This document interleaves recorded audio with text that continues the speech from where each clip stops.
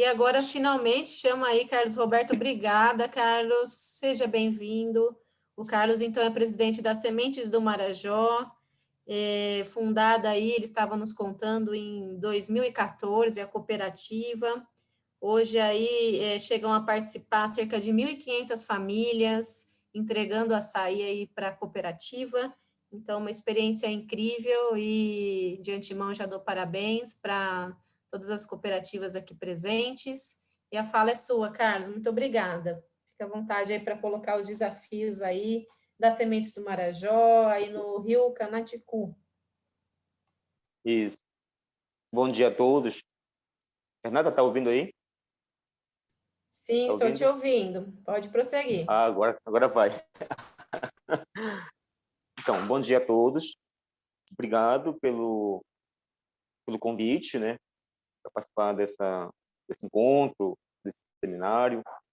É um prazer muito grande estar falando com vários parceiros, com vários camaradas, né, de batalha, de luta, aí a turma da Cofruta, uma cooperativa de Abatetuba, que já ouvi falar. O Anderson da Embrapa, que eu gostei muito da explanação dele. Tudo que ele fala é muito verdadeiro, né? É o nosso sentimento aqui também. A última fala dele em relação à questão das dificuldades, do que precisa ser feito para avançar isso, né? Para melhorar a qualidade de vida dos ativistas. E a explanação dele foi muito boa em relação à questão de explanar como é que funciona a biodiversidade e tal, assim. E para mim é um prazer muito grande estar participando dessa roda de conversa. Ah, então, a gente está aqui dentro do Marajó, né, Curralinho, estado do Pará, com a cooperativa Sementes do Marajó. A cooperativa ela nasceu, ela tem origem do movimento das SEBs, das comunidades eclesiais de base, né, daqui de Curralinho, do Marajó, que é muito forte esse movimento aqui, né, nasceu na década de 70, 80. Então, a priori, nas comunidades eclesiais de base, se falava de religião, falava de Deus, fazia os cultos e tal, mas também nas horas, dentro da acabar o culto, o pessoal ia falar sobre problemas sociais, né? Escola, posto de saúde, economia, produção, etc. Mas, até então, era uma coisa assim muito... Não tinha uma questão jurídica, né? Um nome jurídico, um guarda-chuva jurídico para falar, para levar, para debater projetos e tal. Então a gente reuniu parceiros, né? A gente entendeu que precisava também falar de questões de projetos sociais, ambientais, etc., econômicos. E nós começamos junto com outros parceiros da comunidade, do município, né? Associação, a colônia de pesca, sindicato rural, a Emater, a debater um movimento de criar associações dentro do Rio Canaticu, né, que é onde nós atuamos, e é onde aqui em Corradinha é mais forte esse movimento. E aí a gente começou toda uma jornada nas comunidades, com as lideranças locais, e a gente conseguiu apoio, né, para ter um advogado, ou enfim, um contador, para ajudar a construir associações. E também tivemos, dentro desse movimento, uma experiência inédita no Rio Canaticu, Curralinho, que foi dentro da floresta, temos uma rádio comunitária.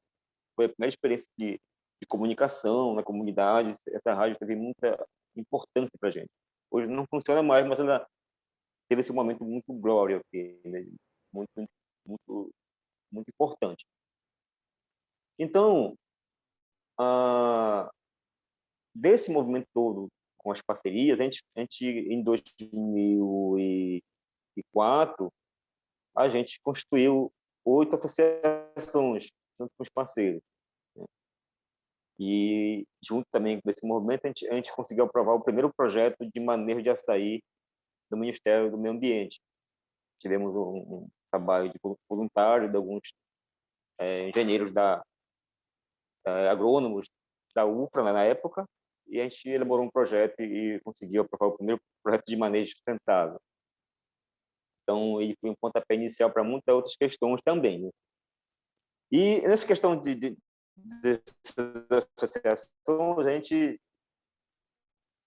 foi debatendo junto com a Emater, uma palestra com a Emater, outra com o Sebrae, para entender, ainda não era o momento, muita dificuldade, cooperativa, né, e tal. E a gente só veio avançar a partir de 2012, 2013, com um projeto iniciado, coordenado pela ONG Peabiru e pela ONG Pronatura. Eles tinham um projeto discutido com a comunidade para instalar uma fábrica de açaí em Curralinho. E só que no projeto também estava descrito a constituição de uma cooperativa. Então, juntamos as forças, as ONGs se juntaram, a gente juntou a força com a comunidade e também tivemos a parceria do Sescop, da OCB Sescop, que é onde foi feito 10 capacitações de cooperativismo, né? Isso em 2013 para 2014. E a gente foi trazendo as pessoas, as lideranças dessas capacitações. E quando foi em 2014, em dezembro, a gente construiu a cooperativa Semente do Marajó, né?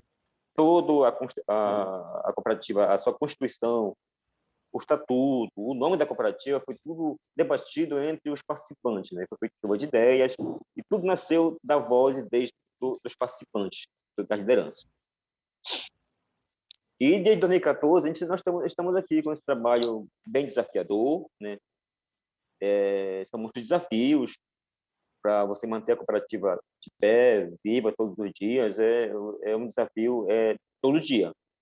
Mas também são muitos aprendizados, né? Muita coisa a gente já aprendeu, a gente compartilha também nossas experiências, são muitos aprendizados e a gente está, aos poucos, se mantendo vivo e dando um passo para frente. Essa é a nossa história. Nós iniciamos com 36 sócios fundadores, em 2014, em dezembro de 2014, e hoje nós estamos com 103 cooperados. Só que onde nós atuamos, que é o Rio Carnatipu, onde tem trabalhando com açaí, porque o açaí tem em todo lugar, a cooperativa ela passa em todas as comunidades e assim como ela interage com o cooperado, ela também interage com a pessoa que não é cooperado. Então, a gente compra açaí de toda a comunidade e interage com a comunidade. E com muitos esforços, a gente tem feito parcerias, a gente não só compra o açaí da comunidade e vende, a gente envolve as pessoas também nos projetos, Pronaf, do Crédito Rural, da emissão de DAPs, pelos órgãos que nós temos parceria com o CNS, com a Emater, né, para a emissão dessas DAPs. E agora nós estamos também discutindo parceria com a Conab, para a emissão de DAPs via Secretaria de Agricultura do Estado do Pará. Então, a gente também... E aí, a gente, nesse dia a dia, nessas atividades, a gente também tem feito um trabalho muito bom, de organizar portos de embarque, né? Nesses pontos são debatidos e encaminhados e aplicados a questão da qualidade do produto, o peso, a seleção dos frutos, a melhoria da logística, né? Porque a turma da Corfuta sabe muito bem aqui, que aqui no Marajó, nessa região aqui de ilhas e rios e furos e de mar, é muita água para cá para o Marajó, tudo o transporte todo é feito via barco, canoa, a gente não usa carro aqui nem caminhão para transportar, sair para lugar nenhum aqui dentro do Marajó, dentro dessa região de Tocantins, enfim, saiu de Belém para as áreas de mar, de rio, tudo é barco. Então é muito desafiador isso. Então, se você estiver bem organizado, debatido com a comunidade, como organizar esse esporte de barco, você perde muito tempo durante a atividade. Então, são desafios. E eu queria dar uma reforçada na fala também do Andes, da Embrapa, entrando por um outro assunto, mas é bom falar disso. Gente, o açaí, para nós do Pará, do Marajó, toda a região paraense, ele é um fruto sagrado. Ele tem uma importância muito simbólica para o paraense. Tanto que ele além de ser um alimento, né, ele é muito, cerca de quase que a metade da base da culinária, da cadeia alimentar, do dia a dia, do alimento do paraense, principalmente as pessoas de baixa renda, das periferias das cidades do Ribeirinho, é um açaí. O açaí é uma coisa que tem muita força na segurança alimentar, junto com a farinha de mandioca, ele é praticamente a metade da base alimentar das comunidades.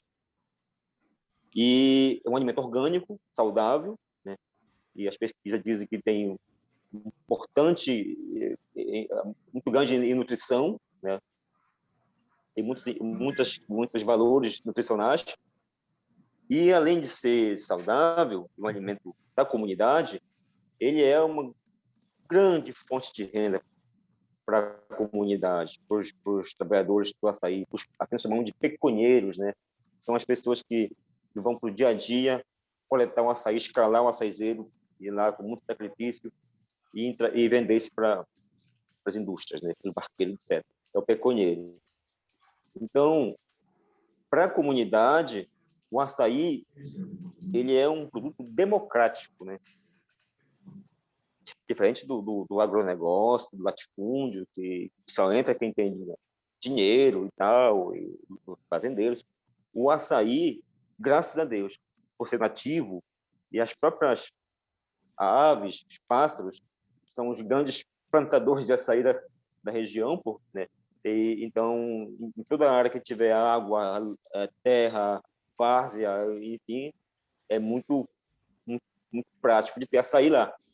Algumas pessoas plantam, mas a maioria é nativo. E os próprios animais que consomem açaí e tal, os pássaros, eles vão plantando aquilo lá, porque eles vão consumindo e vão depois jogando as sementes lá por onde passa.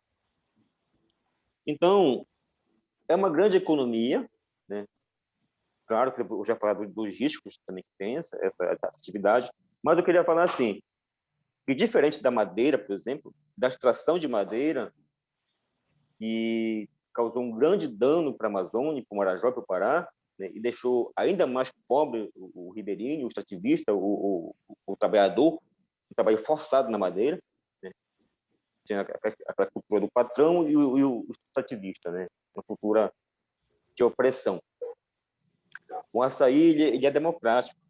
Em todas as áreas, em todos os rios, em todas as comunidades tem açaí doado para a natureza, por quem faz parte da natureza. Claro que as pessoas melhoram essa atividade, fazendo manejo, desbaste e tal, alguns plantam, mas é uma economia muito democrática. Agora, é importante, e é uma riqueza para o povo, para um povo marajoara que vive, um paraense que vive em condições bem difíceis e desafiadoras, o mínimo de infraestrutura nessas regiões, né, onde tem pouca política pública de fato existindo para desenvolver e dar para essas comunidades algo sustentável, né, uma economia sustentável e fazer as pessoas viverem melhor. Tem poucas experiências assim, né, governamentais.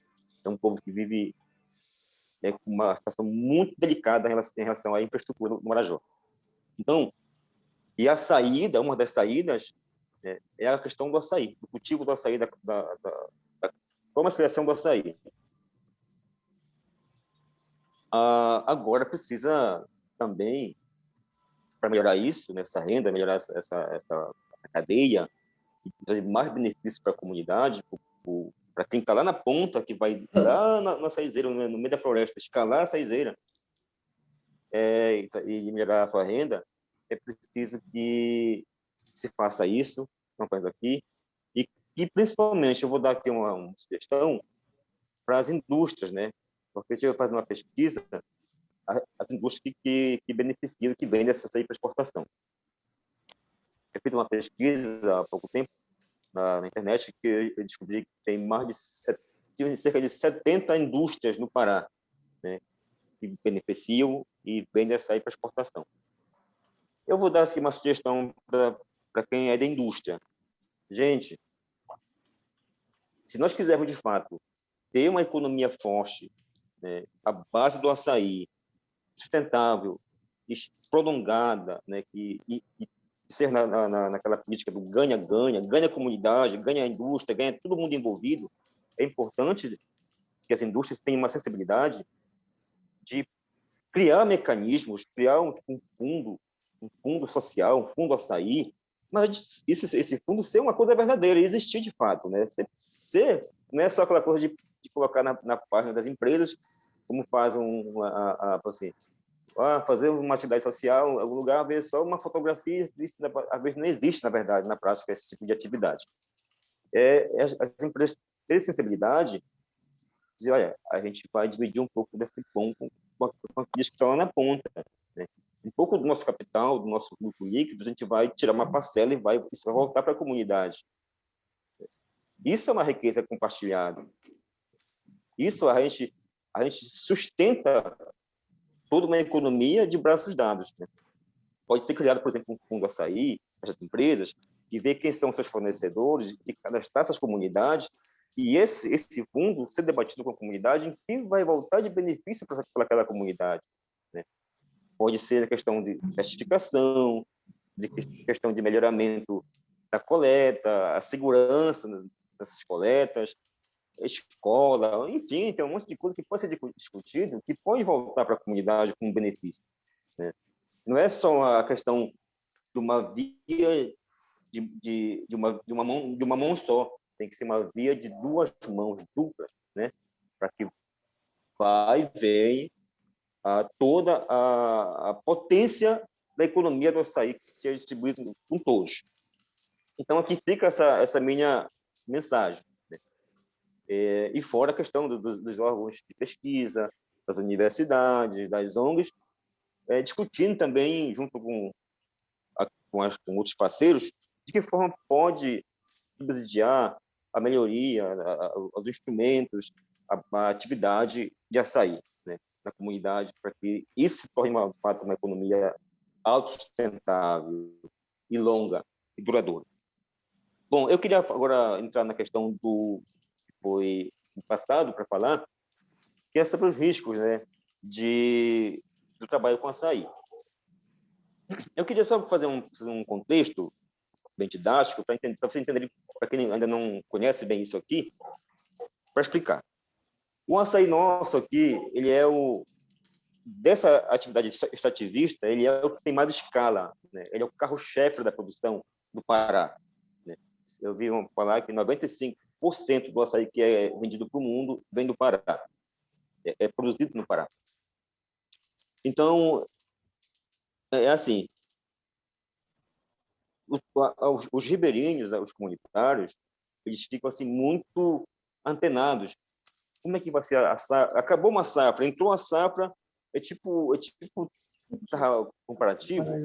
Aqui a loja Alvan, o grupo Alvan, abriu uma loja aqui em Belém, e aí, para fazer toda aquela mídia e divulgar a loja, foi feita uma promoção, tipo assim, vamos abrir a loja e você vai comprar televisão por R$ 200, enfim, e um monte de equipamento para divulgar, né? E todo mundo ansioso, querendo para ser o primeiro da fila para entrar na loja, né? Entrou, vira aquele alvoroço, eu vou pegando panela, televisão, ventilador, enfim e tal, o que puder pegar dentro do orçamento primeiro.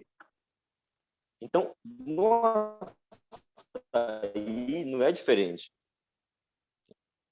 Nós estamos agora no período da entre-safra, né, que vai de janeiro até junho. Em junho já começa, aqui em Coalinho, as primeiras árvores dando fruto de açaí. E antes de começar a safra, a gente já fica naquela expectativa, naquela ansiedade de como vai ser a safra, ela vai ser maior do que ano passado, como vai ser o preço e tal, fica naquela especulação, né? Vai ser bom o preço, enfim, vai ter compradores, enfim. E quando se inicia a safra, os primeiros frutos na floresta, e aí começa a chegar os compradores, né, os canoeiros. E aí é aquele alvoroço, né? Como é sazonal, tipo assim, 5 meses, 4 meses, 5 meses, depende da safra, e ninguém quer perder a oportunidade de ganhar dinheiro, de vender seu fruto, daquela coisa toda, de ter uma reserva de dinheiro. Então, é um corre-corre para ter esse açaí no cesto, vender para alguém, e ver quem está comprando, vira uma feira, assim, né? E como o açaí ele é perecível, o fruto do açaí ele é muito perecível, né? Você tirou ele da palmeira, colocou já tirou no cacho, ele já vai perdendo líquido, vai enfraquecendo e enfim, ele vai perdendo toda a sua força ali de fruto. Então, e tem uma durabilidade assim de cerca de 36 horas e já vai perdendo muita coisa, né? Líquido, perdendo teor, etc. Cor. Então, todo mundo corre contra o tempo, desde os barqueiros, desde do pecuneiro, quem trabalha com açaí, todo mundo, as fábricas ali, para aproveitar o máximo de um produto, ao máximo com os seus nutrientes, as suas substâncias ali frescas, né? Para não perder muito tempo, assim, quanto mais tempo perde, mais você tem chance de ter um açaí estragado. Então, só para você entender o porquê que ainda algumas experiências que já foi aqui apresentado de segurança para lidar com açaí, né, equipamento, aqui você pode pesquisar na internet, tem uma empresa chamada Trajano, que uma pessoa lá que vai com a empresa criou uma ferramenta, uma colheitadeira, né, dessa empresa Trajano, e foi aqui nos apresentada aqui para alguns pecueiros, alguns agricultores, mas é legal, né? Você usa um equipamento, você vai propondo uma vara, no final tem um gancho, você mexe aqui no final, manipula aqui no fim da vara, né? Mas não foi muito aceito pelos agricultores, pelos coletadores, essa experiência, né? Por um fator, tempo. Tempo, e alguém já falou sobre isso, a pessoa da Corfuta já falaram sobre isso. E por que o tempo? Porque quando a pessoa, o pecuneiro, ele pega a sua pecônia, né, coloca nos pés e vai escalar o açaizeiro,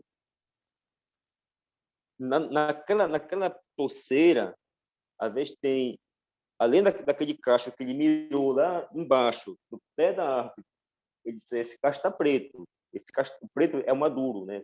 Tá bom de tirar, ele está maduro, em estado de maturação. Então, ele é na base do olho, né?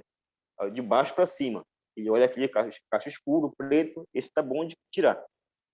Mas, ao redor, às vezes, tem um outro que ele tem dúvida, né? E tem dúvida, mas fica na mesma toceira.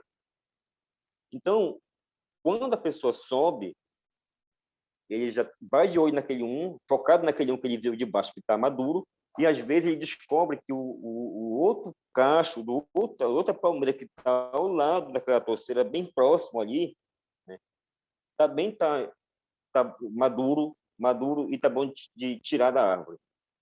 Então, lá, quando ele chega lá em cima na palmeira, que ele vai olhar o cacho, ele vai se certificar que aquele fruto está maduro, está bom de vender, ele descobre que lá do lado tem um outro também, um ou mais cachos maduros daquela torceira. Então, eles já fazem ali um material, pega a folha de açaí, faz um gancho, puxa, às vezes quando está muito distante a torceira, ele puxa aquele gancho, faz um gancho e prende na folha do açaizeiro, puxa aquilo lá, corta aquele cacho, tira ele da árvore, prende aqui no braço, e às vezes já tem outro lado, tira aquele cacho e quando ele desce, já desce às vezes com 2 ou 3 cachos. E tem uma habilidade muito grande de subir e descer com esses cachos, de manusear esse malabarismo nas torceiras para trazer mais, quando ele descer, trazer mais cachos de açaí e rápido, e aí ele ganha tempo na mente do agricultor, ele ganha tempo e produtividade, né? Produção. Né? Assim, ele, às vezes consegue encher uma raça de açaí de 14 quilos só numa subida, numa torceira de açaí. Então, só para você entender o porquê que essas ferramentas da Trajano, que foi um exemplo que é apresentado, não foi muito aceito, porque são vários que vão se encaixando, levam tempo, leva minutos aquilo lá, e não é possível o agricultor daqui saber se o outro cacho que está do lado está maduro. Aí prefere subir sem esses equipamentos e se certificar se está tudo certo e trazer logo 2 ou 3 cachos de uma vez. Essa é uma situação. Né? Eu acho que o maior empecilho é a questão de tempo. Né? É tempo e agilidade para subir. Né? Agora, é uma coisa muito, muito, muito arriscada, porque, às vezes, tem açaizeiros que são altos e a pessoa escala e não sabe, muitas vezes, e olha para a palmeira e vê tudo certo, vê tudo ali, uma árvore inteira, tudo intacto ali, estão ali, tem segurança em subir, mas muitas vezes aquela palmeira é velha, né, está madura, está fraca, isso é um implicador, que pode quebrar, às vezes a pessoa está lá em cima, e aí o peso da pessoa na palmeira, uma palmeira assim, não é grossa, ela faz com que a palmeira se vergue, né? O peso faz a palmeira vergar. E às vezes ela fica bem vergada assim mesmo, né? Se verga, uma elasticidade para se vergar. E esse é um risco, porque na hora de vergar ela pode quebrar no meio. Né? Já aconteceu muitos acidentes assim. E aí a pessoa tem uma autoconfiança e de ignorar a possibilidade dessa palmeira não aguentar o peso dele ou essa palmeira tá velha, né? A outra são as questões desses malabarismos que se faz, de trazer mais caixas e descer com mais caixas no pé da palmeira. Às vezes, nessa situação de puxar uma palmeira para cá, pode escapulir a mão da pessoa de algum lugar, né? E tal. É mais a mão, porque você atraca na palmeira com os pés, aqui o abdômen, o tronco, e as mãos para escalar. E o que é mais usado na hora de mexer com esse açaí, com esse manejo nos cachos lá em cima, é a mão. Né? É da virilha para cima. E mais as mãos, porque a mão mexe com muita coisa, né? Ali lidar com açaí. E de repente pode escapulir lá a mão da palmeira, ou enfim, isso pode causar um acidente, só até cair de lá por um descuido, por uma distração, por um acidente. Esse é um implicador, né? Tem gente que cai, se acidenta, e não é todo mundo, né? Não é uma coisa, tem um número muito alto de gente que cai da açaizeira que se acidentam, mas tem históricos, né? Pessoas que até ficam de cadeira de rodas, né? Nessa questão desse manejo com açaí, dessa coleta desse jeito. Para isso, a gente tem feito parceria com a Emater, com a SEMA, com o SEBRAE, com as ONGs, a própria Biru, né? Outras ONGs, a Natura, etc., que a gente conhece e pode ajudar. E já foi feito várias capacitações, várias explanações dessa melhoria, dessa técnica de amenizar esses riscos, né? E um deles é o manejo, é o desbaste das torceiras, para deixar as palmeiras mais baixas. A palmeira mais baixa ela fica mais resistente, a palmeira mais nova fica mais resistente e ela não corre risco de quebrar, menos risco de quebrar. A palmeira mais velha fica mais alta, isso simboliza acidente, implica em acidente, né? Pode implicar em acidente. O que já está sendo construído, né, aqui em Curralinho, em parceria com o Rio Canaticu, que é onde a cooperativa atua, não é em todos os rios, mas em Rio Canatipu. A ONG Piabiru, ela coordenando, né, e tem trazido uns pesquisadores da Polônia, que é um grupo de pesquisadores, na verdade estão desenvolvendo uma tecnologia, né, tecnologia para melhorar essa atividade e trazer mais segurança para o agricultor na hora de lidar com o açaí, de coletar o açaí. Como tem resistência do agricultor em certas técnicas e certas ferramentas que lhe são apresentadas, está sendo feita uma pesquisa bem interessante com esses poloneses, esse grupo de pessoas que vêm aqui, e eles desenvolvem esse trabalho tipo, com mochilas, com sandálias, assim, e tal, para lá, e junto com a comunidade, com o Peru, atentaram para essa questão de como desenvolver equipamento de segurança que sejam aceitos pelo agricultor, né? O design do equipamento, a cor do equipamento, né? O formato do equipamento. Já teve aqui, eu passei umas 3 visitas deles aqui, indo apresentar um modelo que eles pensaram e discutir com o agricultor esse modelo e aperfeiçoar esse modelo a partir da voz do agricultor. Assim, a pessoa olhou o modelo, disse, olha, você aqui está muito grande, né? É um capacete, alguém vai me zoar, alguém vai me criticar, vai achar que eu estou fazendo assim uma coisa assim fora do padrão aqui e tal. Dá para você fazer uma coisa assim, você desenvolver uma tecnologia que seja aceita, que seja bonita e tal, que proteja, mas que seja legal, de acordo com o nosso gosto, né? Nossas preferências. Então, está sendo feito esse trabalho e está dando muito certo, né? Eles estão para lá agora, para a Polônia, questão de pandemia, ficaram de voltar, mas foram ouvindo os agricultores, foram lá nos açaizados, né?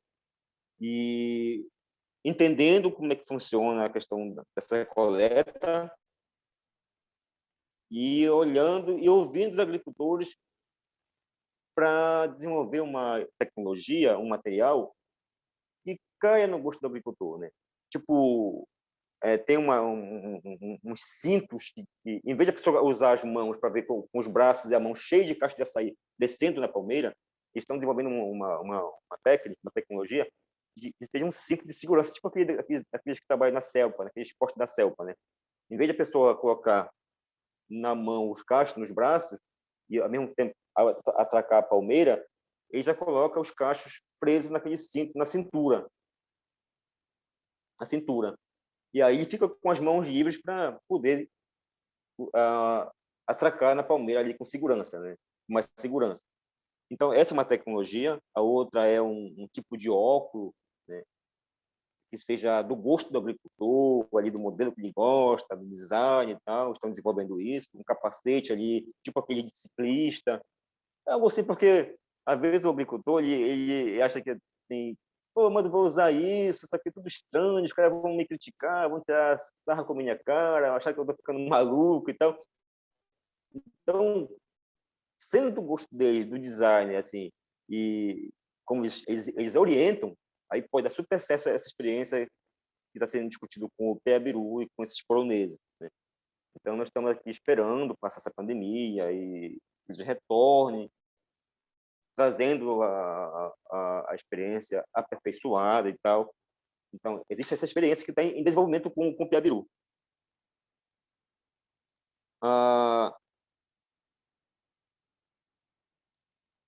Então, gente, esse que eu posso dizer para vocês são muitos assuntos, né? O açaí envolve muita coisa, é um produto que tem um grande valor, como eu já falei, tem muita importância para a Amazônia, e tem também muitas questões que são aplicadas e discutidas para melhorar isso, essa atividade, isso trazer mais benefícios para o agricultor. Carlos, muito obrigado pela sua fala.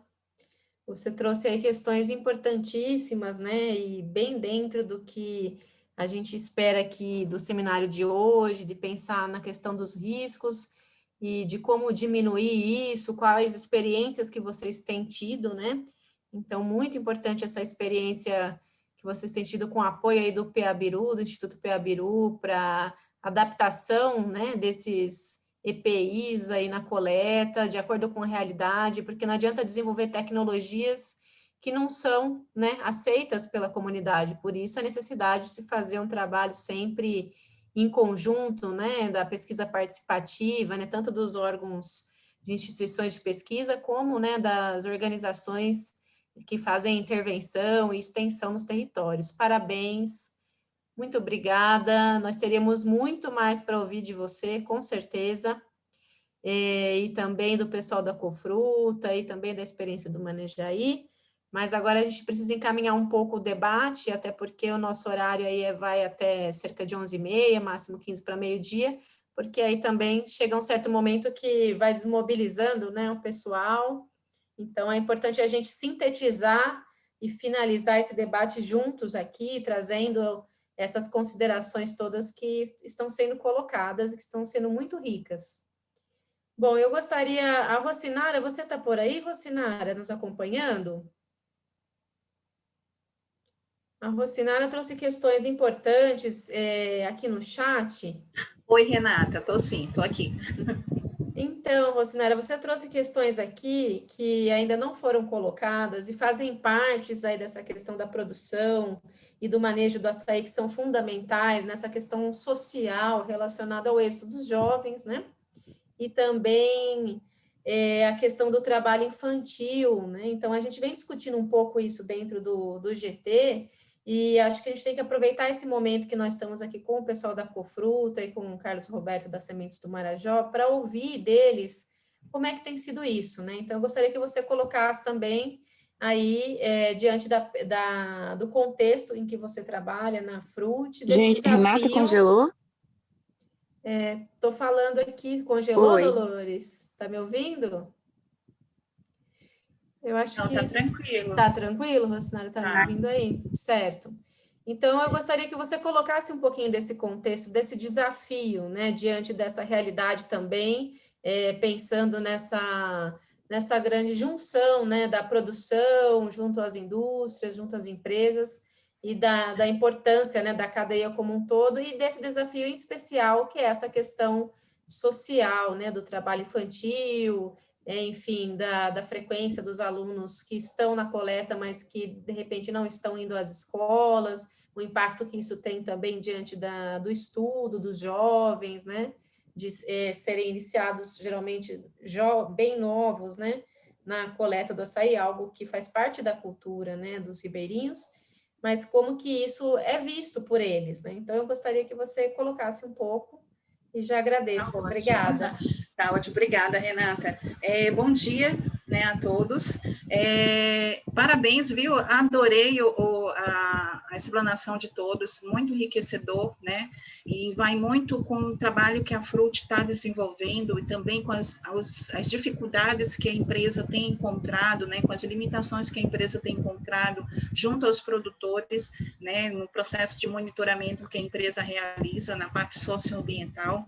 E um dos pontos que aí eu queria ouvir muito a experiência de vocês, né, no caso da Cofruta, do seu Carlos, né, de como que a gente, como empresa, que fomenta toda uma atividade de açaí junto aos produtores, tenta trabalhar uma parte social com eles também, na parte de segurança do trabalho, como vocês acham que a gente poderia estar trabalhando a questão do trabalho infantil, junto a esses produtores, né? Eu vou colocar aqui uma das questões que a Frute tem dentro da sua política socioambiental, não poder trabalhar com produtores que têm o trabalho infantil. E nós sabemos que a realidade no campo ela é muito diferenciada nesse sentido. Nós sabemos que nós temos o trabalho infantil, onde nós temos jovens de 17 anos que são pais de família e que são pecunheiros, né? É uma maneira de buscar recurso para sustentar a sua família. Então, eu queria entender, a gente fica numa situação onde como trabalhar esse ponto, essa questão, junto aos produtores. Aí eu queria ouvir um pouco da experiência de vocês, né, para a gente poder desenvolver uma linha de trabalho realmente justa e participativa também, né? Obrigada, gente.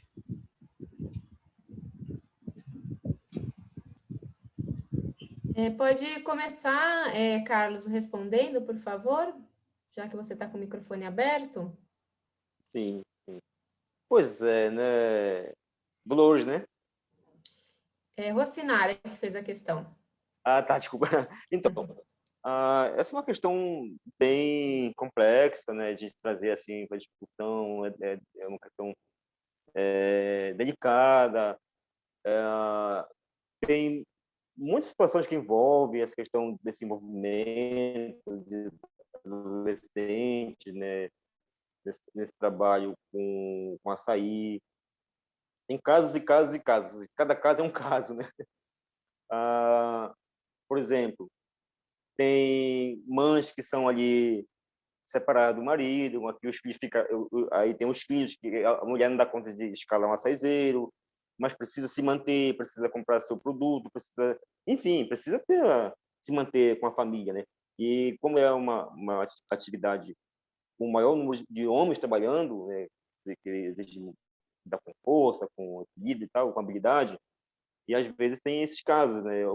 Pode ser um dos casos, às vezes, uma mãe solteira e ela não dá conta de lidar com açaizeiro, ou não tem essa habilidade, mas tem mulher que sabe apanhar açaí, que sabe subir, escalar açaizeiro, vive disso, né? Mulher adulta, mas tem casos que é necessário, ela não tem saída e às vezes vai um adolescente, enfim, para essa atividade. É uma situação. E pensar,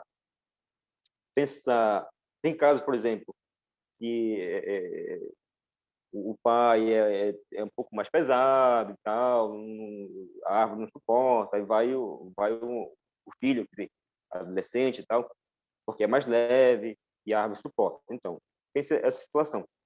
Agora, pensar no que fazer, né, eu acho que isso... hoje não tenho assim, uma resposta prática, né? Eu acho que é uma coisa que pode ser aberta uma discussão mais ampla, alguém pode ter uma outra ideia mais prática, mais assim, que possa ser aproveitada no momento. Eu confesso que eu não tenho hoje uma ideia de qual seria a atividade que a gente podia iniciar, né, para cuidar disso, para amenizar isso, e, enfim, até mesmo no futuro, quem sabe erradicar esse tipo de atividade, né? Se alguém tiver uma contribuição, eu gostaria de ouvir. Carlos, Oba. eu acho que é exatamente isso, né? Assim, é Anderson aqui de novo, né? Realmente é uma questão assim muito complexa, né, dentro desse processo. Você já colocou muito bem quais são, né, assim os caminhos, né, que levam a essa complexidade, porque não é só chegar e analisar cru e friamente. Colocou o filho filho menor lá para poder trabalhar dentro do processo todo, sem levar em consideração todo um contexto, né, que existe por trás de sobrevivência. Isso aí chama-se luta pela sobrevivência, né? Quando a gente fala dentro desses processos, e aí eu já abordei um pouco disso, o Carlos, né, colocou essa questão de novo, né? Quando ele volta, por exemplo, para a questão dos ciclos, né, econômicos, né, que apareceram, né? Então, primeiro veio a madeira. Então, vamos lá, gente, olha, está aqui a saída para todo mundo enricar, né, como diz o Jeca, né? Vamos todo mundo ficar rico, então vamos lá cortar madeira. E aí a gente olhou para os extrativistas falando, não, vamos lá tirar madeira. Então eles foram lá, tiraram toda a madeira foi embora e a riqueza foi embora junto com a madeira e eles ficaram sem nada. Mas teve gente que... Aí depois a gente vem com uma outra solução mágica, né? Fala, não, gente, vamos lá agora com palmito. Vamos embora, palmito.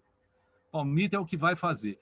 E aí, do que sobrou da floresta que estava regenerando, que era o açaí, a gente foi lá e cortou todo o açaí para vender palmito, porque agora nós iríamos enriquecer com o palmito. E o palmito foi embora, e a riqueza foi embora, e esses caras, né, os agroextrativistas, né, os ribeirinhos, ficaram a ver navios novamente da história. Então, a gente sempre vem com soluções mágicas, né, mas essas soluções mágicas elas não são inclusivas dentro desse processo. Né, quando o Carlos fala da necessidade de você, né, repartir esses benefícios, né?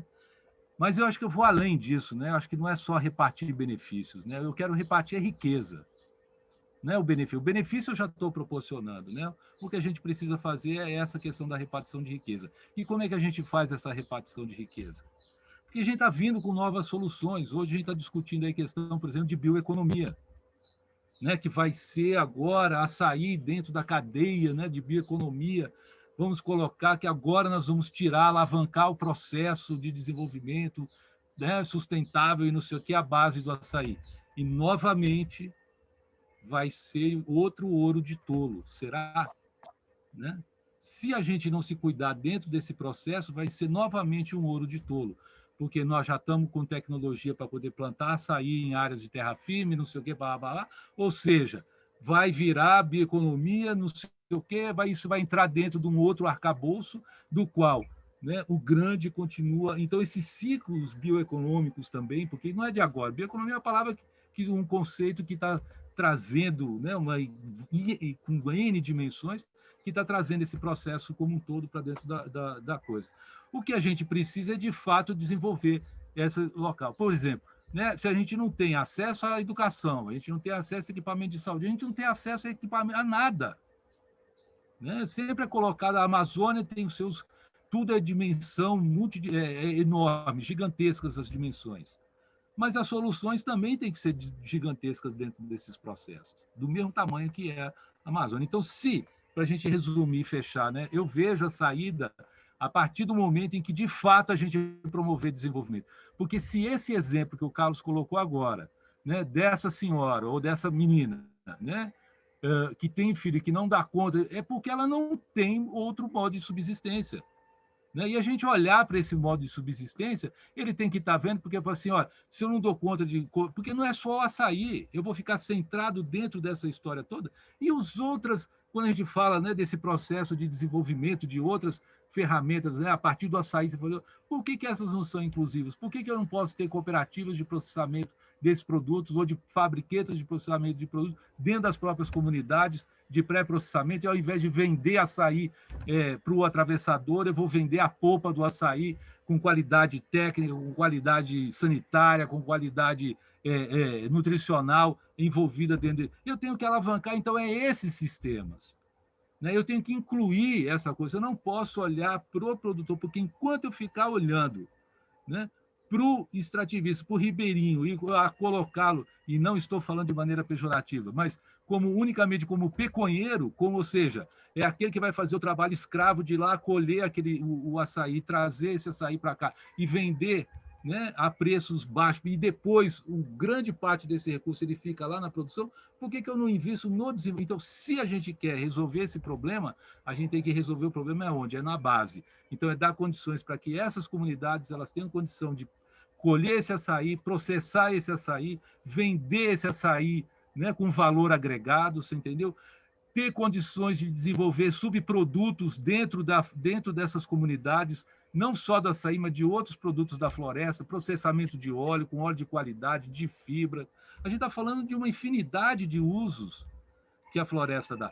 Mas eu preciso ter o quê? Esse desenvolvimento fincado dentro de onde? Dentro das comunidades. Então, eu preciso... esses nós é que a gente tem que ir buscar. Então, eu só consigo enxergar uma solução para esse problema, né? Lógico que a gente tem que trabalhar essa questão da inclusão das crianças na escola, que tem que estar na escola, do uso do trabalho, né? de colocar, né, menor para poder trabalhar dentro desse processo. É gravíssimo isso, é gravíssimo. Mas a gente tem que olhar o porquê que isso está se repetindo. Não é só chegar e proibir o trabalho infantil, né, se eu não der condições e, de fato, né, para que esse trabalho infantil ele não ocorra. Né? Porque se a gente exige... E aí eu não estou falando de exploração, porque aí não é exploração. né? Ele está num caso desse. Lógico que tem a exploração que ela é feita também, e isso aí é cadeia, tem lei, legislação que regula sobre isso. Mas eu estou falando porque se essa senhora ela está colocando, né, o menino para trabalhar, exatamente por conta disso, ou ela morre de fome. Então, por que essa condição, é esse o problema que a gente tem que solucionar, né? E aí, solucionando o problema, ele parte desses princípios. Então, é só isso que eu queria acrescentar, o caso, como, né, assim, para a gente trazer esse processo, né, de desenvolvimento, de como solucionar, né, ou tentar buscar soluções para parte desse problema. Muito bom, Anderson, muito obrigada, viu? E o Carlos também. Valeu aí. Okay.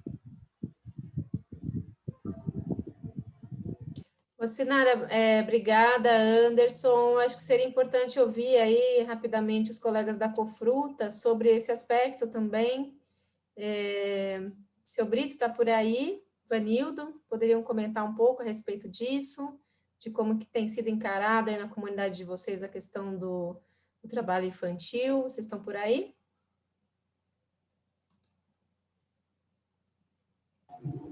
Você não ouve agora?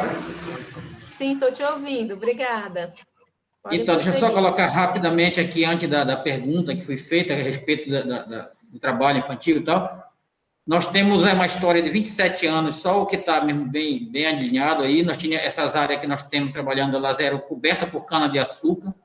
Nós tínhamos 68 engenhos no município, então a Abaetetuba era considerada a terra da pinga, só era cana-de-açúcar.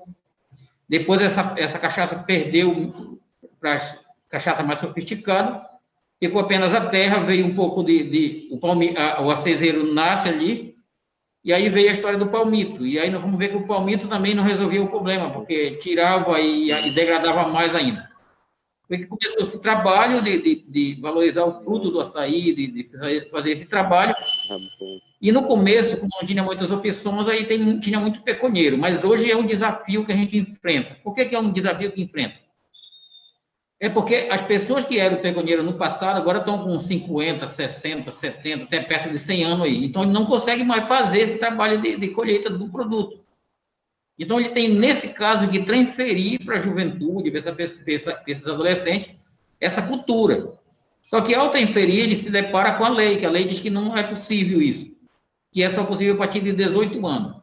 A nossa avaliação que a gente faz, que a partir de 18 anos, o camarada tomou conta de si, então ele já não é mais agricultor, já vai partir para o mundo das drogas, para outra coisa, e aí a influência da sociedade, ele acaba deixando isso. Então, esta é uma preocupação que não é da Cofruta.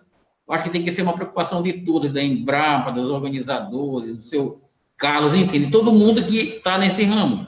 Esta é uma situação complexa que nós temos que entender. Então, o que é que nós defendemos? Que o adolescente, ele estuda, por exemplo, à tarde, que pela manhã ele faça alguma atividade, ajudando a família, coletando, ele vai ganhar um dinheirinho extra com isso, que vai ajudar ele, e à tarde ele vai estudar. Se ele estuda pela manhã, à tarde ele tem que fazer alguma atividade dentro das áreas, porque ele mora ali, ele trabalha ali. Questão 2, nós temos um equipamento que a gente colhe patauá. E o agricultor sobe naquele patauá, num negócio tipo uma bicicleta, ele vai pedalando e vai lá no cacho do patauá, que tem, sei lá, 30 metros de altura, 25 metros de altura. Ele chega lá, tem um cabide que ele coloca lá no cacho que ele quer tirar, e passa a corda por cima do outro cacho, e baixa o cacho sem nenhum problema. E um cacho daquele pesa 70 quilos, 60 quilos, pesa um cacho de patauá. Então, nós desenvolvemos isso para o patauá, com um selo do Inmetro, então tem todo um sistema de segurança. E agora, quem sabe, a gente pensar um pouco inverso do que o senhor Carlos estava colocando, tipo um cinto de segurança, mas que não seja para colocar o cacho na cinta, mas que seja para prender o agricultor lá, próximo dos cachos, para ele descansar a perna e os braços, e com isso ele colhe os cachos, pode baixar através de uma corda, que ele pode baixar um bocado de cacho de uma única vez, ou trazer, diante daquele cinto de segurança, o volume máximo que ele puder trazer. E a gente acha que vai cansar bastante, mas se ele conseguir ficar preso lá num cinto de segurança idêntico com o triângulo do patauá, que só destrava se você desengatar, ele vai ter como visualizar os cachos no entorno, ele vai ter como pegar um bocado de cacho ao mesmo tempo, se for o caso, e baixar numa única vez. Então, nós temos que pensar essas estratégias, isso não tem uma receita própria, isso é uma dificuldade que todo mundo enfrenta. Então, eu entendo, e teve até um problema aí uma defensora pública, que eu disse para ela que quando meu filho completasse 18 anos já era bandido, porque eu não ia passar a tecnologia, a cultura que eu entendo para ele, então quando ele completasse 18 anos, ele passasse a ser uma outra pessoa que não queria mais ficar na agricultura. E ela agarrou, nós criamos um problema, ao ponto quase de eu sair preso do seminário onde estava, mas depois eles acabaram entendendo do que eu estava passando. É uma situação que é diversa a da área urbana, que é diversa dos papaizinhos aí, né? Que nós moramos na agricultura, nós temos uma cultura diferente, um trabalho diferente. Então, não tem uma receita própria, como a gente fala, mas tem algumas saídas que são possíveis. Nós temos, pensando nessas saídas, na segurança das pessoas, na forma de colher sem prejudicar tanto o estudo dele, quanto o trabalho dele e das pessoas. Eu acho que o risco maior que todo mundo enfrenta, tanto nós da cooperativa quanto as empresas, é que se a gente não conseguir transferir isso, me parece que a solução mais prática é pegar uma motosserra, cortar as árvores, tirar o que tem de fruto esse ano, e no próximo ano, me parece que não tem fruto, porque não vai ter o coletor, né? Então, se não encontrar uma saída coletiva para isso, eu não vejo muitas chances de continuar tendo o fruto para sair, para coletar, porque acaba as pessoas não vão ter mais como coletar. Então, é um desafio muito grande que não é da Cofruta, é da sociedade, principalmente dessa sociedade que trabalha com esse fruto açaí. Depois, aproveitando já o momento, eu queria ver se conseguia trocar uma figurinha com o seu Carlos aí a respeito de outros produtos que a Cofruta tem, de repente, interesse em comprar e trabalhar junto aí. Muito bom, senhor Brito. Obrigado aí pela sua fala, colocando aí a questão dos desafios, né, que ainda não existem respostas, mas é necessário se criar uma saída coletiva para essa questão, e é um desafio da sociedade, né, como um todo, para a melhoria e para que esteja de acordo com a realidade dos extrativistas, senão não tem sentido. Bom, pessoal, nós vamos aí encaminhando já para quase o final do nosso seminário, então eu gostaria de trazer, a gente tem muitas questões, foram colocadas inúmeras, o que nós sugerimos aqui na facilitação é de sistematizar, colocar isso num documento, e depois a gente se responsabiliza em voltar a falar com o pessoal da Cofruta, voltar a falar com o Roberto, para tratar melhor dessas questões e trazer para os colegas que estão aqui no seminário ansiosos com muitas questões. Lembrando também que a gente vai ter novos seminários, que a questão de comercialização, por exemplo, que foram colocadas algumas questões, elas vão ser retomadas, né, com mais especificidade, com mais pessoas especialistas falando sobre isso. E no momento aqui dá para a gente trazer a fala de 2 colegas que pediram para falar, o Carlos Ramos. Carlos, eu abro a palavra para você, depois para Dolores, e depois a gente finaliza, tá bom? Obrigado, pessoal. Vamos seguindo.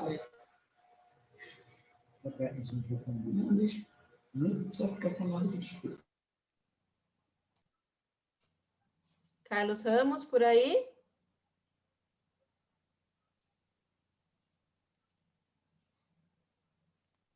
Não estou te ouvindo. Estou te vendo, mas não te ouvindo.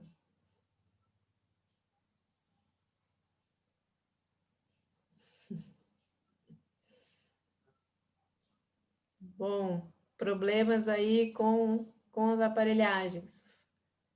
Carlos, vamos lá. Então, eu vou passar para Dolores, e depois, se você conseguir liberar seu áudio aí, eu te chamo, tá bom?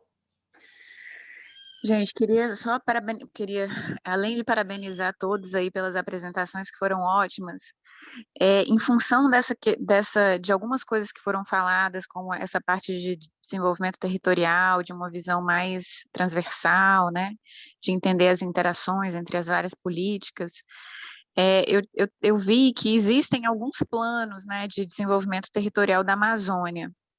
E aí eu queria saber, né, se e com participação da população local e tal, eu não sei quão participativo foi exatamente, né? Mas eu queria ouvir de vocês se essas políticas, elas estão alinhadas, e como é que está porque eu imagino que esse plano de desenvolvimento, ele envolve outras políticas, que talvez resolvam algumas dessas questões que vocês estão falando. E aí, como é que está a relação desses projetos, por exemplo, com esse plano maior, né, que já tem vários anos aí, eu achei no site do governo, e mas tem em outros lugares também, do desenvolvimento territorial da Amazônia, aí tem específico do Pará, enfim, é isso.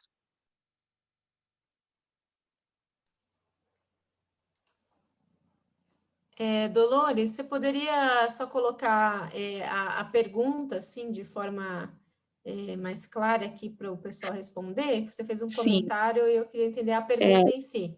Ok, a pergunta é se esses projetos que estão sendo feitos e essas políticas que estão sendo sugeridas, qual é a relação delas com o plano maior de desenvolvimento territorial da Amazônia? Porque existe assim, quando você google isso, existem alguns planos, né, que supostamente foram feitos com a participação da sociedade. Então, qual é a relação dessas políticas menores com esse plano maior? Se existe esse alinhamento, se existe diálogo entre essas políticas individuais e esse plano? Certo, compreendido. Anderson, acho que você poderia começar falando um pouquinho sobre isso? Pode ser? Pode. Uma pergunta aí desafiadora. Sem dúvida alguma.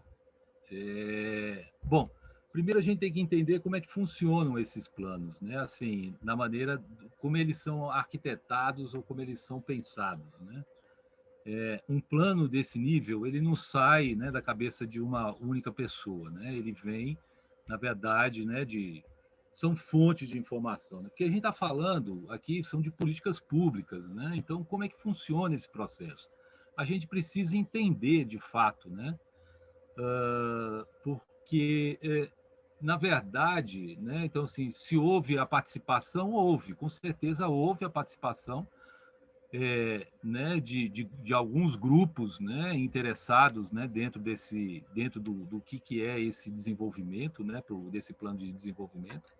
Agora, o quão permeável foi, ou seja, o quanto que isso chegou até as populações, né, locais, né, e aí eu estou falando, daí são os públicos, né, porque quando você pensa num plano desses, geralmente ele é motivado por algum setor, né?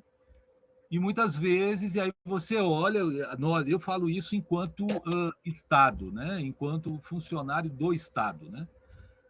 Do Estado brasileiro, né? Então, muitas vezes eu sou convocado, né, para esse tipo de debate, né? E isso vem em função dessas oportunidades. E com isso eu trago toda a bagagem que eu tenho, né, de contatos e relações, e a partir disso eu tento inserir, né, esse componente dentro desse processo, e a partir disso você tem, né, as discussões que elas são feitas, né? Então é isso, é assim que funciona mais ou menos como é que são formuladas essas questões. Lógico, né? Estou falando aqui de forma bem generalizada, né?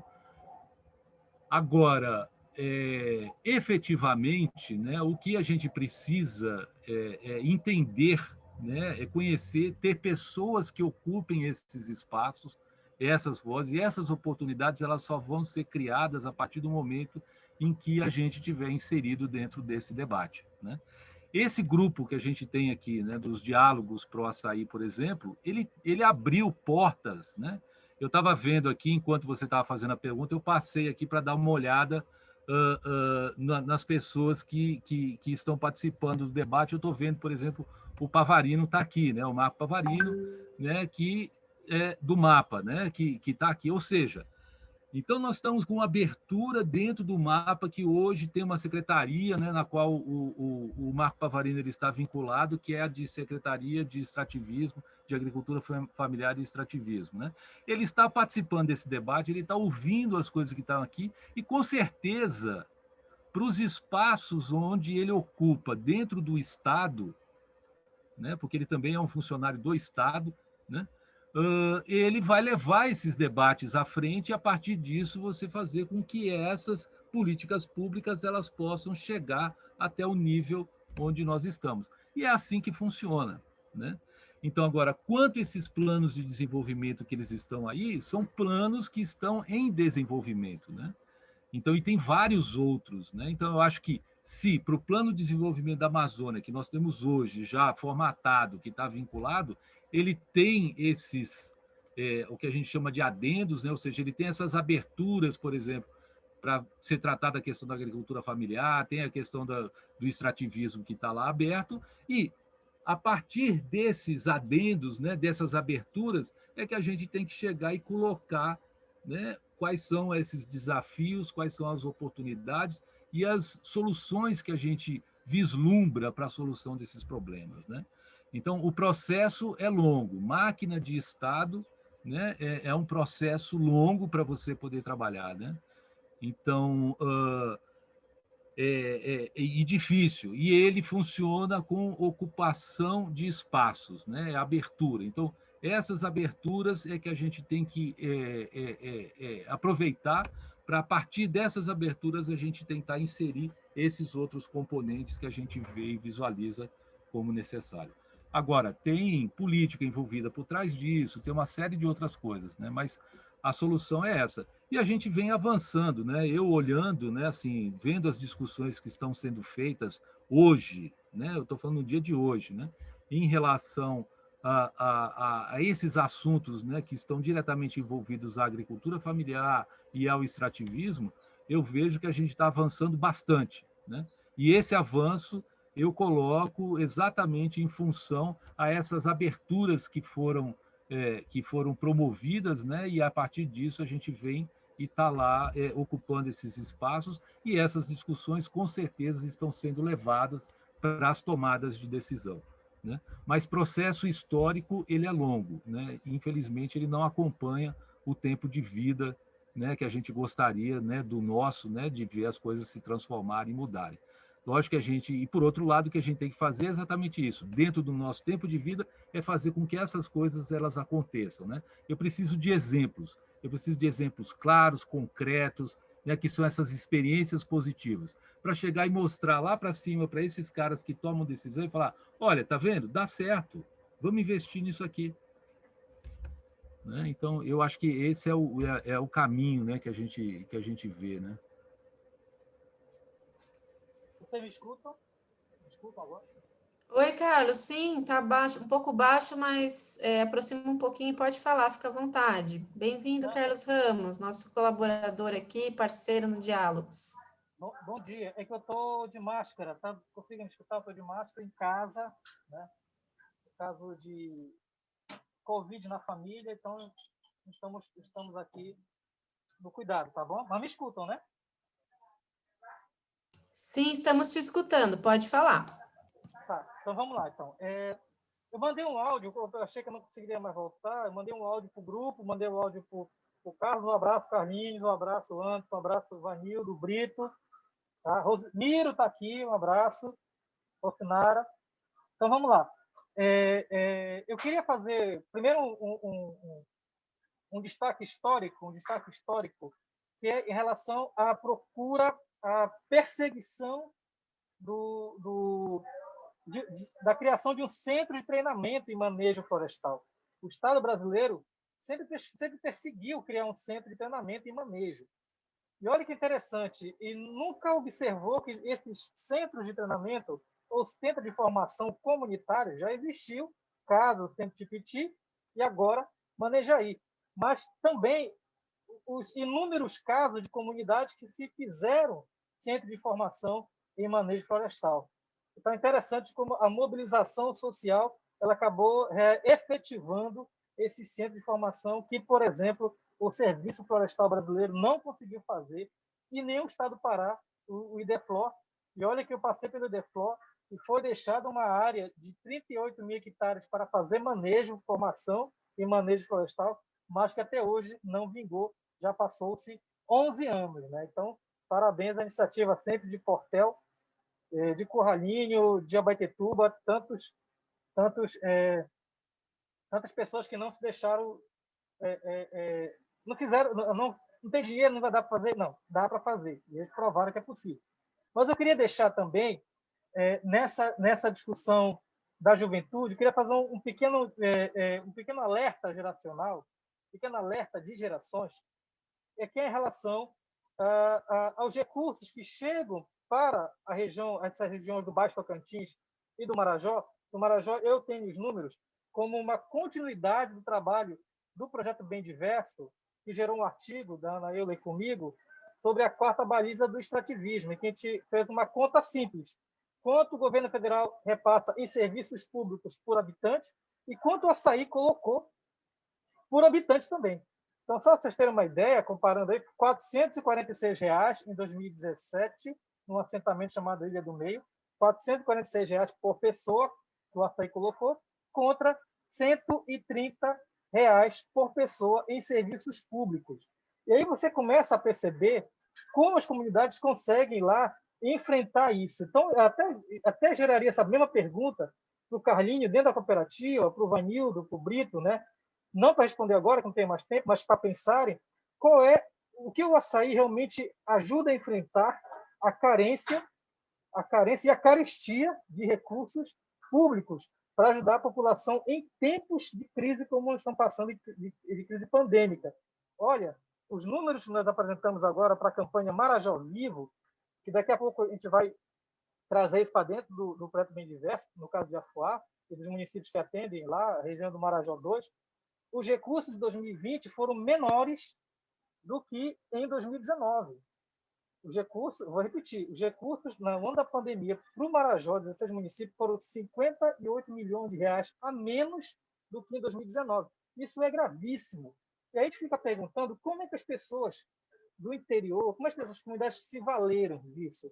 E um produto que, apesar que o Brito colocou aqui um problema sério, que é logística, e o Carlinhos deve também enfrentar isso, logística, mas, mais uma vez, o Açaí nos valeu, tem nos valido. E a gente precisa ter essa clareza muito grande, que às vezes o investimento nem é tão alto que precisa ser feito, mas ser colocado em pontos chaves, em pontos nevrálgicos, né, em pontos certos para melhorar essa capacidade do Açaí de gerar dignidade. E, às vezes, isso passa também pela comunidade. E as reservas econômicas, na minha modesta opinião, se não era um hábito, agora ela tem que ser um hábito. O mundo pós-pandemia do agroextrativismo tem que ter duas coisas que eu acho muito claras. Inclusive, para efetivar centro de formação, garantir a segurança das pessoas trabalhando, né, que é reservas econômicas partindo do Açaí, e 2, protocolos comunitários de consulta prévia, livre e informada para enfrentar o mercado, para poder discutir com o mercado de igual para igual. Porque eu acredito que essas duas ferramentas, se não estiverem postas pela comunidade, ela vai ter dificuldades para enfrentar a velocidade do capital. Vai ter dificuldade de enfrentar a velocidade e a força do capital. Ou a gente tem reservas econômicas que lastro para enfrentar tudo isso. Se a gente tem isso, bacana. Se a gente não tem sequer um protocolo comunitário de como eu quero ser escutado, olha, os casos que a gente está acompanhando pelo Ministério Público já, envolvendo o Portel, com crédito de carbono, com essa comercialização desenfreada de empresas da África do Sul e da Inglaterra, isso está assustando, e está chegando mais casos agora também da Polônia, na região de Afuá. Então, nós temos que ter realmente muita clareza sobre esse jogo e os jogadores. Era isso. Obrigado. Desculpa. Carlos, muito obrigado aí pela sua fala, pela sua experiência diante desse trabalho junto ao Ministério Público, muito importantes aqui para reflexão, né? E como você colocou, infelizmente, agora a gente já não tem hoje mais tempo para discutir sobre isso, mas nós vamos retomar nos próximos seminários. O importante é isso, que é um ciclo de seminários, e, portanto, a gente vai poder aprofundar em diversas questões. Agradeço muito sua fala, sua colaboração. E, bom, pessoal, seguindo então para esses encaminhamentos, né, como eu mencionei para vocês, nós vamos sistematizar todas as questões que foram colocadas aí, vamos tentar trazer respostas para elas junto aos palestrantes e vamos retomá-la no próximo seminário, que provavelmente vai ser daqui cerca de um mês, que nós vamos organizar junto no GT, né, então é um processo aí colaborativo de construção desses seminários. Ficamos à disposição também, enquanto Instituto Terroir, para abraçar, né, as propostas de vocês, as falas, enfim, as considerações, e para fazer essa construção de forma colaborativa. E agora eu chamo a Malu, que está aqui conosco, ajudando na facilitação, que ela ficou, enquanto todos estavam falando, ela ficou ali escrevendo, pondo aí os principais pontos do que foi discutido hoje, relacionado, então, a esses desafios, a esses riscos, e as propostas, as proposições do que já está funcionando, né? Então, essa é um pouco a ideia da gente entender os avanços, né? Porque os riscos, esses desafios, a gente conhece bastante, e sempre precisa discuti-los, obviamente, mas a gente precisa avançar em proposição, até para depois a gente poder desenvolver projetos, né, incentivar a criação de novas políticas públicas, enfim, facilitar uma construção aí positiva para todos em prol desse açaí sustentável. Malu, por favor, fica à vontade, pode compartilhar aí a tela, obrigada. Legal, Rê. Não, muito bacana. Eu vou compartilhar aqui a tela com vocês, para vocês também entenderem um pouquinho como que a gente está pensando essa sistematização das ideias, né? E já falo que tem muitas coisas legais, assim, né? Vocês trouxeram muitos elementos super importantes, que vão contribuir muito para a gente trabalhar, né, e pensar como que a gente avança nesses riscos. Deixa eu compartilhar aqui minha tela com vocês. Deixa eu aumentar aqui. Chegou aí? Vocês estão vendo direitinho? Sim, Malu, se você puder aumentar um pouquinho, sim. para ficar mais focado onde tem o zoom disso, as suas anotações aqui. aí. Pronto. Legal. Então, o que que a gente está pensando, né? Então, a gente colocou aqui todos os riscos, que foram aqueles riscos que a gente trouxe lá no comecinho do seminário, e eu fui anotando riscos além desses, né, que vocês foram trazendo. Então, essa questão da inserção das mulheres na cadeia, né, a questão das indústrias, né, que realizam processamento, que surgiram algumas ideias também relacionadas a isso, que eu acho que a gente pode tratar bastante no segundo bloco. A questão de tecnologia, né? Então, dificuldade de conexão e tudo mais, logística, essa questão do mercado que foi trazida agora, né? Com a ideia de protocolos comunitários, enfim, fui colocando tudo aqui nessa tabela. E a ideia, né? Então, quer dizer, a gente tem esses riscos, e a gente foi anotando as soluções que já estão sendo implementadas e alternativas inovadoras que ainda não foram implementadas, mas que são ideias que de repente a gente pode trabalhar, né, e vir a concretizar de alguma forma. E quem trouxe essas ideias para caso a gente precise de aprofundar alguma questão e tudo mais, né? Então, eu vou trazer muito em linhas gerais para vocês o que eu fui anotando aqui, porque depois, né, a gente pode retomar isso no segundo seminário, e também, né, a gente vai sistematizar isso, deixar mais bonitinho e compartilhar com todos vocês, para a gente ir trabalhando com esse documento conjuntamente, né? Então, por exemplo, nessa questão dos aspectos ecológicos, ambientais, né, que foi bastante trazido por todo mundo que falou ali, né? Então, quer dizer, a gente tem bastante coisa relacionada a projetos de manejo de mínimo impacto do açaí, né? Como isso é importante, todos os processos de treinamento, e articulações, né, com o Pronaf, acesso à DAP e tudo mais, como tudo isso são elementos importantes para a gente minimizar todos aqueles riscos relacionados a essa categoria ecológica ambiental, como a gente está chamando aí, né? Então, quer dizer, a gente já tem exemplos disso, exemplos concretos disso, né? O próprio manejo de outras espécies dentro das áreas de manejo, né? Que também trazem valor econômico, então, quer dizer, auxilia a gente a manter biodiversidade dentro das áreas e assim por diante. Também acho que outro ponto que eu vou trazer, que foi bastante conversado nessa questão de segurança do trabalho, então, quer dizer, tivemos aí exemplos, né, de equipamentos que estão sendo desenvolvidos, né, por exemplo, ali pelo Instituto Peabiru, ouvindo, né, todas as demandas e todas as questões aí dos produtores e agricultores. Então, quer dizer, como que a gente torna esses equipamentos de segurança mais acessíveis, né, mais apropriados para esses produtores e assim por diante. A própria ideia, né, que foi trazida agora pelo pessoal da Cofruta, né, como que a gente, de repente, adequa essa tecnologia que está sendo usada para a coleta do patauá para o açaí, né, então, quer dizer, é uma ideia inovadora que, de repente, a gente pode trabalhar e aprofundar isso e tudo mais, né.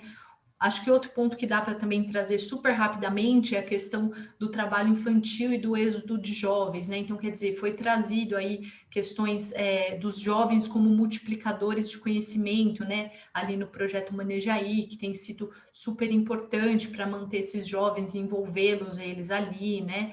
E como uma alternativa inovadora aí esse aplicativo, né? Calendário, para ser utilizado, né, para monitorar toda a produção, coleta e consumo do açaí, também dentro desse contexto do projeto Manejaí, que é uma alternativa super bacana, né? E toda essa discussão aí que a gente teve do trabalho infantil, né, que eu acho que é um ponto super importante, que de repente a gente pode até avaliar se a gente precisa de um seminário inteiro só para falar disso, porque é um ponto importante realmente para a cadeia, né? Enfim, a gente tem muitas outras contribuições aí, que eu acho que eu não vou me aprofundar no momento por conta do tempo, mas isso a gente vai compartilhar com vocês. E eu vou deixar o meu e-mail no chat, porque de repente, se alguém tiver alguma outra ideia, né, alguma outra algum outro projeto que conheça, né, que possa contribuir, né, nessa construção toda que a gente está fazendo, vocês podem me escrever, que eu também sistematizo, coloco aqui, e a gente vai trabalhando com isso durante esse bloco todo, aí, esses meses todos, trabalhando com os riscos da cadeia, né? Eu vou colocar meu e-mail aqui, então qualquer coisa vocês se sintam super à vontade para me escrever também. É isso, Rê. Ótimo, Malu, obrigada aí pela sistematização. Muito bom trabalho. Nós vamos retomar, então, todos esses pontos, vamos construindo junto ao longo desse ciclo de debates. Eu já deixei o seu e-mail ali, Malu, no chat. Beleza. E, bom, pessoal, vamos finalizar, então, que já está chegando aí na hora do almoço. Eu agradeço todo mundo pela presença, principalmente aos palestrantes aí hoje, que dedicaram uma parte do seu dia tão importante para estar aqui conosco, e que foi tão engrandecedor para todo mundo. Com certeza, a gente avançou aí em diversos aspectos relacionados aí ao açaí, e deixo aqui o meu abraço, estamos à disposição, pode mandar para a gente via WhatsApp, via e-mail, como vocês quiserem, qualquer contribuição que vocês queiram trazer para os próximos seminários. E um grande abraço a todos e até a próxima. E pessoal aí que está no GT, nos vemos em breve, logo marco uma reunião aí com vocês, tá bom, pessoal? Renata, Anderson, Brito e Carlos, muito obrigado pelas apresentações, foi excelente o evento. Enfim, espero encontrar vocês em breve. Tchau, gente. Obrigada. Tchau, Dolores. Obrigada. Tchau, pessoal. Anderson, brigadão aí, pessoal da Cofruta. Carlos. Alô, obrigado também pelo resumo aí. Excelente. Grande abraço para todos vocês, viu? Grande abraço a todos. Bom dia. Ô, Carlos, um abraço. E se cuidem, por favor. E cuidem dos seus. Sim, vamos nos cuidar, porque senão é muito importante não vai avançar nem a cadeia do açaí, nem mais nada. Vamos nos cuidar aí diante do Covid, cuidar dos nossos parentes, familiares, e solidariedade aos que estão passando por dificuldades aí. Abraço a todos.